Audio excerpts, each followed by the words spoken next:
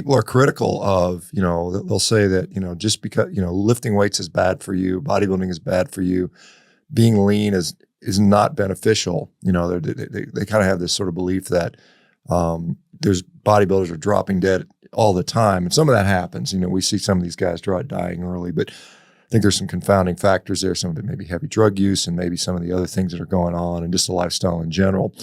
But how do you, are you concerned about your, making it to 80? Are you thinking, hey, because of bodybuilding, it's shortened my lifespan? Well, let me first start off by saying that for those of you that haven't seen me before, I'm usually not this drawn. I'm very drawn right now. I'm depleted because my exhibition that I'm preparing for is in 4 weeks. And for those that don't know how getting lean for a contest works, you have to go into the drawn state and then you bring yourself back up about a week before, and then you sort of fill out. And can I show you my abs? Sure, of course. Yeah. Very impressive there. Very good. Nice job. Yeah. So thank you for allowing me that. And so it is, I would agree that it's not the healthiest to stay this lean. I think the healthiest way to be is what your genetics allows you to be when you're eating your 40, 30, 30, frankly. That's just my opinion. But it's only for a 4-month period of time, and then you go back to your routine and everything is fine. Does bodybuilding shorten my lifespan? I suppose you could say that certain aspects of bodybuilding probably compromise health. I don't take a lot of steroids, if I take any at all. I only try to keep my testosterone level in the normal range. So I'll do, hormone replacement therapy.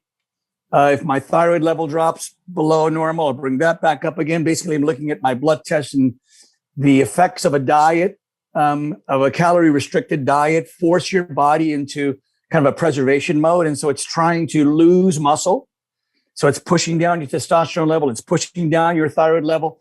It's trying to get you to be less expensive with your fuel consumption.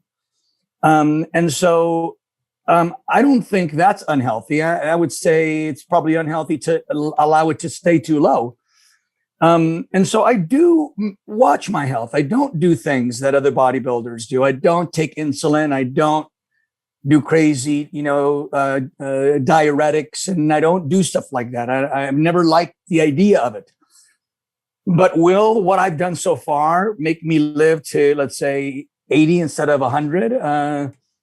I don't know. Bill Pearl lived till 91, and it's just a pretty full life. I don't know for sure, but I would imagine that he took anabolics. There's a lot of other bodybuilders that are living into old age and took anabolics. So I don't think the anabolics, at least the rational use of anabolics, if you can say that, compromises lifespan. I think it's the other stuff, the adrenaline, the diuretics, the other things that people are probably doing today. I've always liked the Frank Zane look. I haven't had much of a choice because I'm an ectomorph. And so thank goodness I was not induced into trying to become a mass monster. But in short, I would just simply say that if I had to live a shorter lifespan, if I had to die at 80 instead of 100, but the quality of life was better, I would take that option.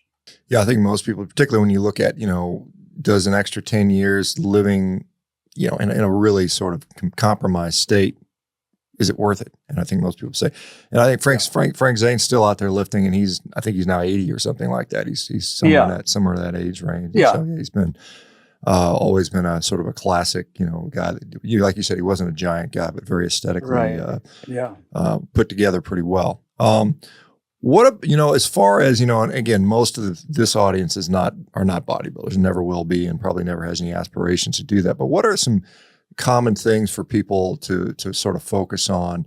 I constantly preach the importance of resistance training as a very important part. But do you think there's anything that people, particularly as they age, it becomes important to them to make sure they're taken care of? Let me again just say that my book, The Physics of Resistance Exercise, encourages resistance exercise at any age. at every age and for any objective. Now, you earlier used the term strength training. So I kind of want to explain how I interpret strength training. A muscle can get stronger when it's challenged. So that is strength training. You challenge a muscle against resistance and then it gets stronger. The myth that has existed for the last century really is that the heavier the weight you lift, the stronger you get. And the reason I say it's a myth is it's true that if you curl, let's say 40 pounds versus 30 pounds, and that's heavier weight, that you'll get more strength with 40 pounds than 30 pounds. That's true. But if you squat, let's say 400 pounds, and then you analyze the physics of the load of each of the contributing muscles, the quadriceps, the glutes, the erector spinae, you can identify the exact amount of load that each of those muscles is getting. And then you can ask the simple question, what if I challenged each of those muscles separately? Can I get the same amount of muscle load? And the answer is not only yes, you can get the same or greater amounts of muscle load without the skeletal strain, but you can actually do it better because there are some things that are neurological that are conflicts of interest. So, for example, it's been well established by PhDs now in studies. If you do a compound leg movement, which involves your glutes and your quads, the glute activation, which is hip extension, deactivates hip flexion because they're opposing muscles. One of your hip flexors is one part of your quadricep. So your rectus femoris, which is a significant portion of your quadricep, is actually deactivated precisely when you're trying to activate it. So if you were to do a leg extension or a sissy squat, you would get no deactivation. And this is, I'm just going to throw these numbers out just so people have a grasp. If you're a 200-pound guy with a 200-pound bar on your back and you descend into a standard squat, that 30-degree angle of your lower leg will load your quadriceps with about 950 pounds of resistance. But if you were to do a sissy squat with no weight, same 200-pound guy, just lean back until your lower leg gets horizontal, you'll load each of your quadriceps with 1,200 pounds and nothing on your spine.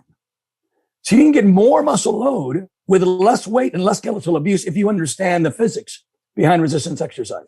Yeah, and I guess, I don't know if you're a fan or what your thoughts are. Guys like Arthur Jones, obviously he was, with the Nautilus system, you're doing these you're able to isolate these muscle groups in ways that, would perhaps support that. There's Doug McGuff has published something called Body by Science, which talks quite a bit about that. There's a lot of fans, Mike Mentzer, Arthur Jones, all the Dorian Yates guys that are kind of fans of this HIIT style stuff, and they often talk about doing stuff that way. Is that something you subscribe to, or? Yeah, let me first just say one thing. When a muscle is working, it doesn't know if other muscles are working at the same time.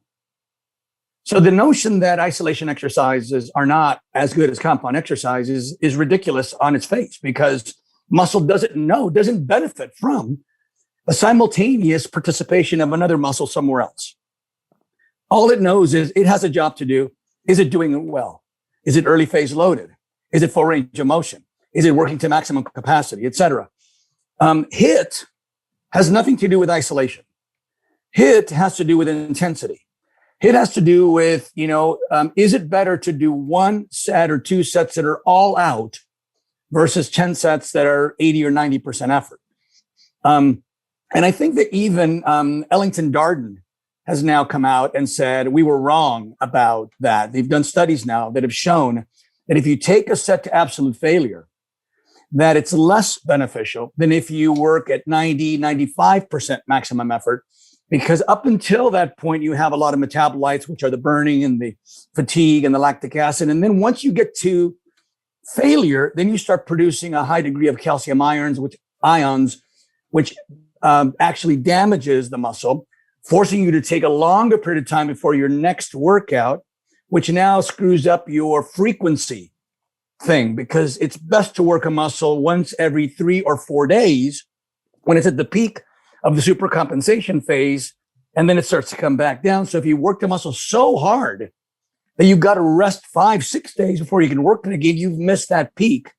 And the result of that is that you will get muscle, but you may only get 30%, 40% as much as you would have gotten had you done less more frequently.